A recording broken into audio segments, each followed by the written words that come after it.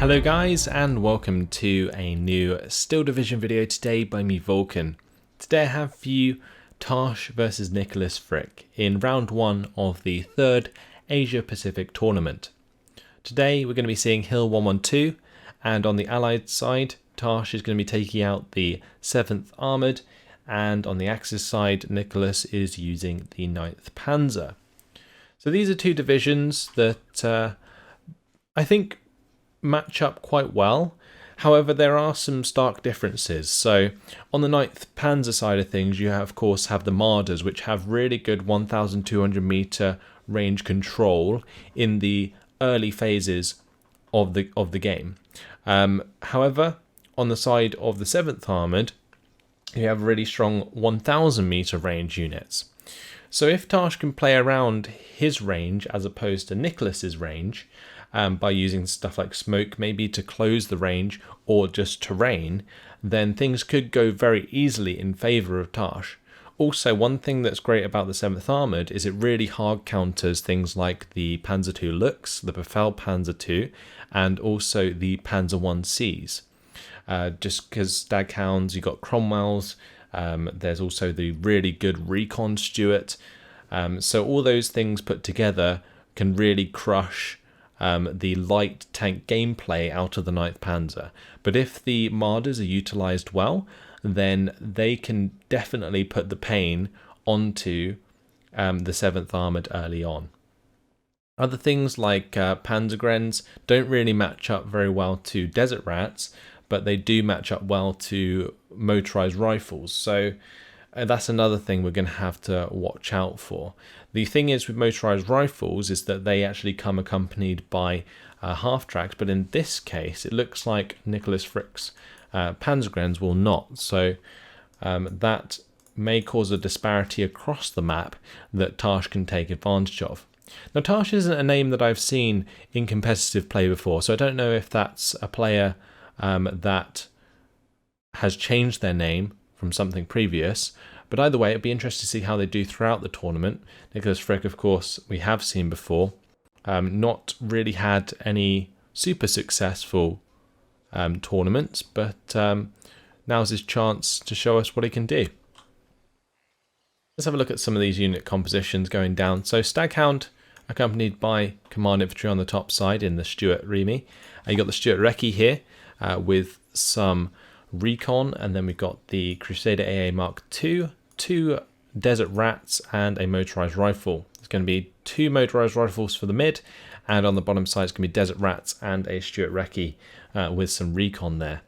Now another awesome thing about the 7th Armoured is a lot of their infantry early on comes in the Stuart Recces and also the Stuart Remys, and both of these are set up to have a 50 cal and a 30 cal with really high veterancy. So they can really put the pain onto infantry squads early in the game, especially if supported well by things with strong AP. Crusader AA Mark II is also a very interesting choice. That can help shoot down recon aircraft early on.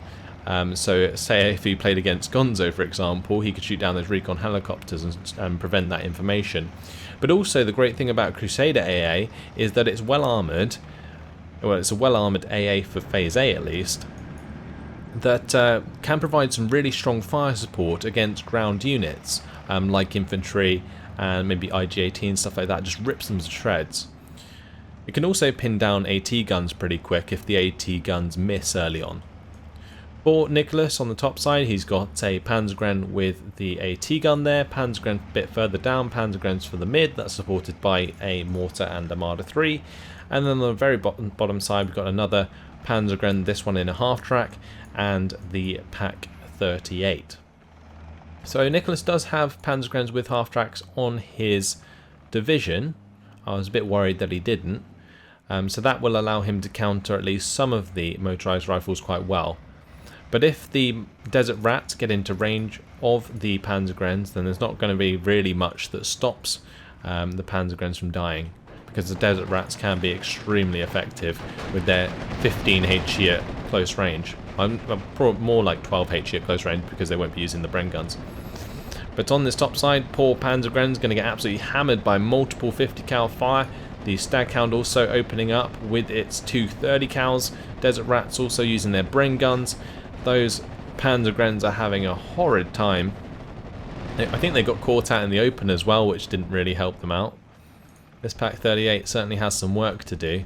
If it misses one shot, then it's likely it's just going to get pinned down almost immediately.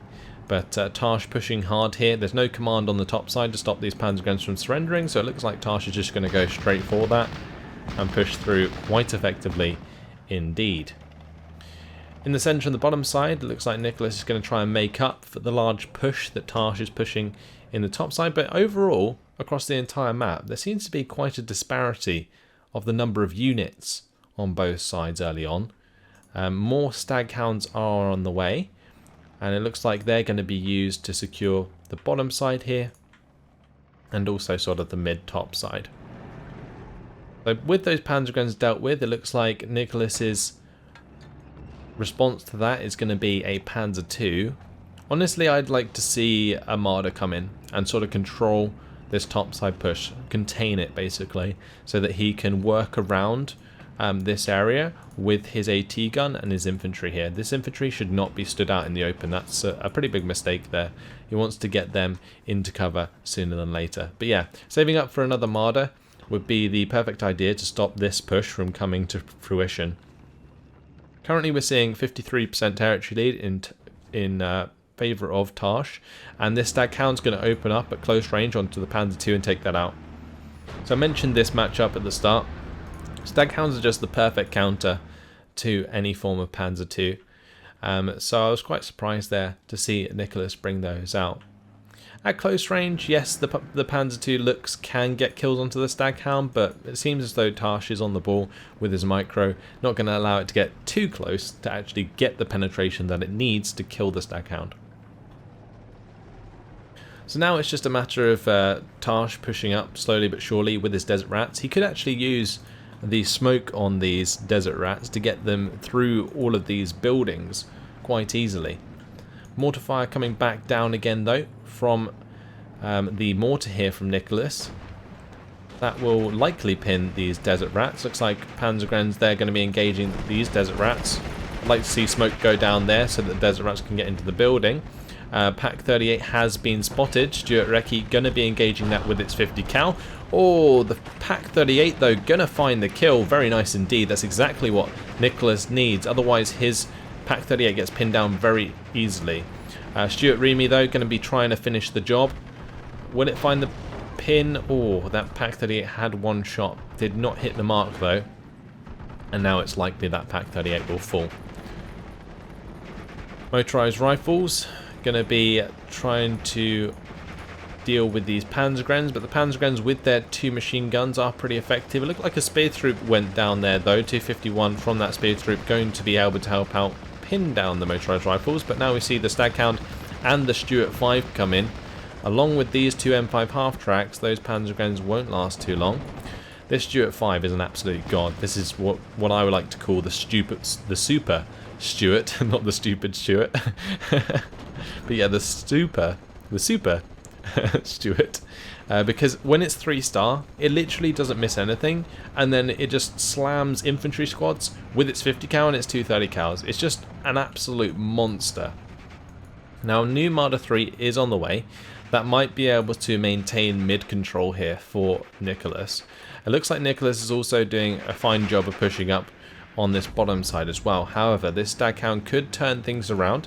If it manages to kill off the 251, then that will leave this infantry quite vulnerable to a push from the 30 cals from the Staghound and also the Desert Rats. On this top side, with the Pak 38 going down, it looks like the Panzergrenz are also going to fall shortly with the motorized rifles running those guys down. But this top side push is still kind of contained. It's just slowly but surely Tarsh is making ground elsewhere now. So we stopped the push up here, just letting the Staghound be. These Desert Rats maybe want to be put on return fire so they don't engage the Panzergrenz. Staghound though is going to get the 30 cal fire onto the Panzergrenz and is going to start hammering this half track. So there we go, half track down. only a matter of time until these Panzergrens get pinned, and then Tarsh is quite free to make those surrender. So a lack of command down here is going to allow those surrenders, but at the same time, where would he put the command? So this is awkward. His Pack 38 basically has to kill the Staghound, otherwise he's just going to be really in trouble down here. So there's just so much reliance on this AT from Nicholas that it's quite easy to exploit on Tarsh's side of things, especially if the Pack 38s fail to find those shots. And I guess it kind of does come down to the command in some ways, because a 1-star Pack 38 is going to be a lot more successful. Now this Recon Stuart is currently moving away from this Marder 3. I say that as it just stops to take shots at the Panzer II looks. This Marder struggling to find line of sight. I guess if Tarsh looks at that himself, yeah, he will notice that this Stuart 5 isn't in the perfect cover there, and can use that to his advantage. So that's one way in which you can use terrain against these Marder 3s on Hill 112.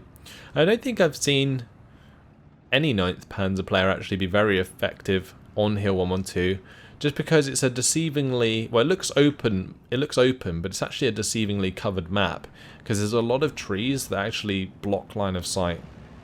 And in this case, while the Stuart 5 is just pushing forwards, and the Spitfire Mark 9 is going to be the choice of unit Tarsh is going to use to try and pin this Marder 3, but one bomber there not going to do the job.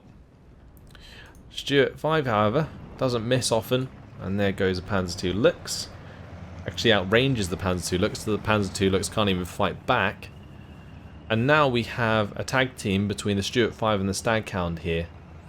Now that could be a deadly combination that can actually deal with the Marder 3 if they are allowed to get into range.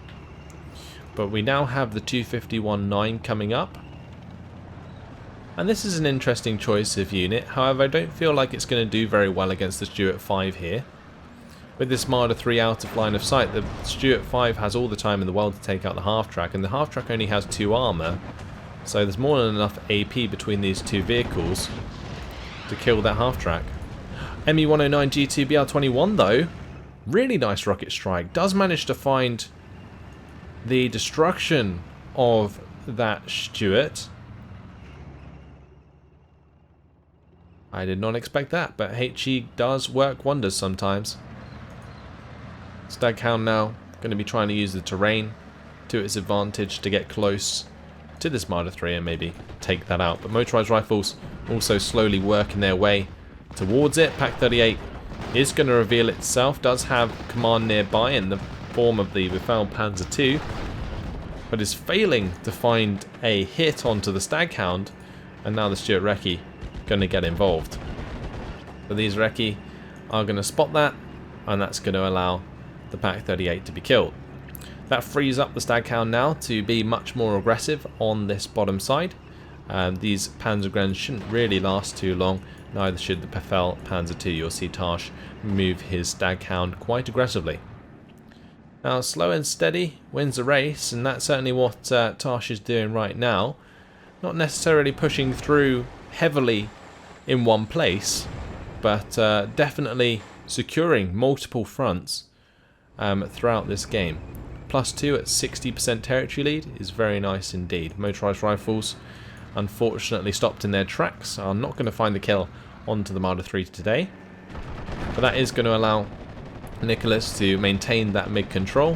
What he'd like to do is maybe find a kill onto this Staghound, as that could prove an opportunity to find a comeback of some sort, because at the moment he's falling behind quite badly. Now this Staghound actually engaging the Marder 3 here does find an internal fragments. That is absolutely devastating. Can the third shot find the kill? No, it cannot, because a break in line of sight there due to the ramp in the hill. So Tarsh is going to rush down this Marder 3, and rightly so, but Nicholas is going to be trying to defend it with his second Marder 3. It's up to this Staghound now to find another internal fragment onto this Marder 3, otherwise it's most likely dead. On the bottom side, this Staghound is opening up onto the 251-9 and is going to get the kill. On the bottom side, well, Staghound's taken out the Befehlpanzer 2. This Marder 3 will likely secure that kill onto the Staghound. Nicely done. But there are Staghounds everywhere. We have, what, 1, 2, 3, 4, 5 Staghounds on the map. One did just die there in the midst. That was originally 6, and they seem to be doing a lot of favours for Tarsh throughout this game so far.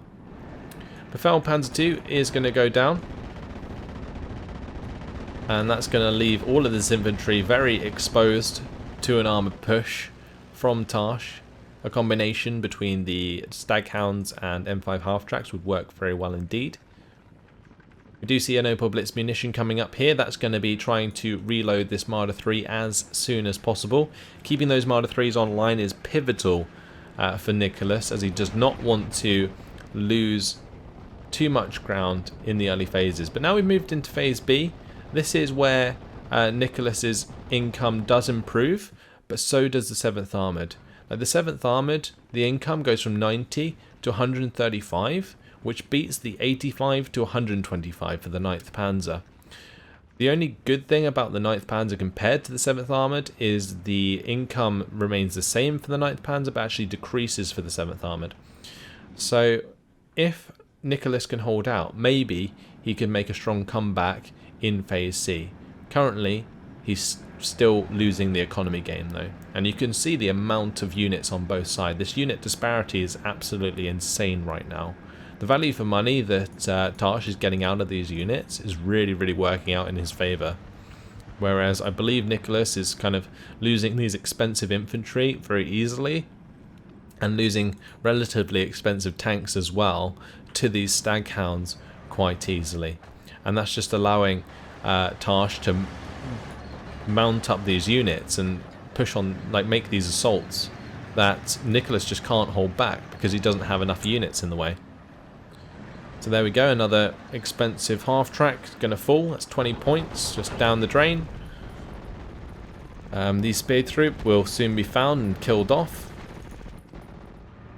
251 half-track with the mortar there, actually going to finish off a unit of infantry, which is quite nice. Now we see the Air Force coming in from Nicholas Fricke. So, this ME-109 G2BR-21, it did manage to kill the Stuart, which was a nice kill. But I feel like this investment in Air Force is actually not great for Nicholas, because it's left him very dry on the ground. Like again, the numbers difference is crazy. Tarsh didn't invest anything into air as far as I'm aware just yet. He's instead invested into AA, which can also help him as ground support. Now look at this infantry. And Staghounds here pushing really, really hard. These German Pioneers just getting mown down. ME-109 coming in once again. That must be a second ME-109. So there's like 3 aircraft on the side of Nicholas, when ideally he really needs something that can hold back the infantry in this town area. Now he does find a nice kill onto a Staghound here, I believe, with his Marder 3, and now he can start cleaning up more of these half-tracks. And the more kills he gets with the Marder 3s, the better, because he wants to try and make these as cost efficient as possible, and that's one way that he can come back in this game. Another Marder 3 coming up on the top side is fantastic, but he needs to get that into position that can start killing off the Stuart Remies and the M5 half-tracks and the Staghounds. But I really feel like not bringing in a Marder 3 on this top side earlier on has allowed Tarsh to now like break across this open area, which would have really been the place to stop this from happening. Whereas now there's lots of cover in the form of these towns, as well as, you know, this tree line allowing the Staghound to get within that 1,000 meter range. And the first shot there from the Staghound is actually going to knock out the shooter, which makes things even more difficult. Panzer IV is on the way. Panzer IV is actually ideal for taking out these Staghounds, as max range has more than enough AP to do the job. Looks like Nicholas, though, really wants RNGesus to save him. He's going to definitely need that in his favour in order to clean up a lot of these vehicles. But nope, Staghound's going to do the job, First shot forces the fallback on the Marder 3 and the track wheel destroyer as well. Now the Panzer 4 is going to get involved. Shooter wounded, bomber coming in, Focke-Wulf 190 G3. Not really going to do the job. Actually pushes the Staghound out of range here. Oh, it's not quite. I don't really understand why Nicholas Fricke's continuing to move forwards. He really needs to either engage this Staghound or finish off this one that's falling back. Now in the mid, both of the Marder 3s still alive, and you can see that they do hold the front line forwards very well when used correctly. I like this use of the Marder 3s. However, elsewhere, I feel like he's fell into the trap of allowing these Staghounds to run all over him. Now this Staghound did manage to kill off the Marder here, by the looks of things, but ended up getting killed by the Panzer 4. Panzer 1C has been brought in. But all of the time that Nicholas has been bringing in these Panzer 1s and Panzer 2s, I feel like those points could have been better spent elsewhere, considering how ineffective they've been throughout this game. And there is just, I mean, this unit disparity is not getting any better. Like, the income from the 7th Armoured here is just completely overwhelming for the 9th Panzer right now. And it's not getting any better because Nicholas's units aren't being cost efficient enough in order to get the job done. So Tarsh sitting on a +3, not getting over aggressive, probably realises he doesn't need to in order to win the game. It's up to Nicholas really now to push back. And he's got a lot of work to do, because in order to push on this top side, he's going to have to clean out all of this infantry, as well as the armoured targets. Now the armoured targets come relatively easily, for example the Stuart Remies here and these M5 half-tracks and even the Crusader AA and the Cromwell 4 OP. But as soon as Tarsh starts to reinforce with things like these Cromwell 7s, then things start to get a bit more difficult. So Cromwell 4 command coming in on the top side to accompany the Cromwell 7. That Cromwell 7 should be able to deal with the Panzer 4 quite nicely if it doesn't get penned there. ME-109 G2 BR-21 going to come in with the rockets onto that AT gun, remove that, maybe allow some more aggression from Nicholas. Double Panzer 2 looks though is going to be the order, and again, not convinced, but he is finding a hole here, slowly but surely. If he takes out both those M5 half-tracks and the motorised rifles, that actually does leave a pretty large hole in the centre of the map for Nicholas to exploit. With this Achilles up here, that's going to have an easy time of killing off the Marder 3 and this half-track at range. But the ME-109 G2 BR-21, that is probably going to get out alive. Mosquito not quite getting on the tail there. This Mosquito fighter has no ordnance, just a bunch of machine guns and cannons. Looks like that Focke-Wulf though, out-turning the Mosquito all day long. Surprised the Spitfire Mark 9 hasn't got involved, but the Panzer 2s are making a breakthrough. With the Achilles arriving here, I'm not sure how long that's going to last. He's managed to make this Panzer 2 looks full back, and that's perfect because it leaves the Achilles in line of sight for a long amount of time. Now these Achilles don't have any veterancy, so you can see the accuracy there is pretty poor, but it has got plenty of shots on target, so we'll eventually hit the mark, and there we see the engine destroyed. The Marder 3 going to be trying to take out this M5 half-tracks. I like that Nicholas has stuck around in this game and really tried to push back, but unfortunately Tarsh just made too much ground early on, and it seems as though it really fell away from Nicholas in the early phases. Just the cost efficiency of his units was not good enough compared to the 7th Armoured. And here we're going to see these two Staghounds engage this Marder 3 at 1,000 meter range, as well as the Achilles actually. The Achilles is getting involved. Now the Achilles will almost always win against a Marder 3, and that's because the caliber of this gun is just so much bigger than the Marder compared to like the armor. So the caliber of the AP versus armor ratio. So that's 16 AP versus 2 armor. So even if the Achilles doesn't hit, then it's still going to make that Marder 3 fall back just because of the amount of suppression. Whereas a Marder 3 will not do half as much suppression against an 8 armoured Achilles, and therefore the Achilles has a huge advantage in that engagement.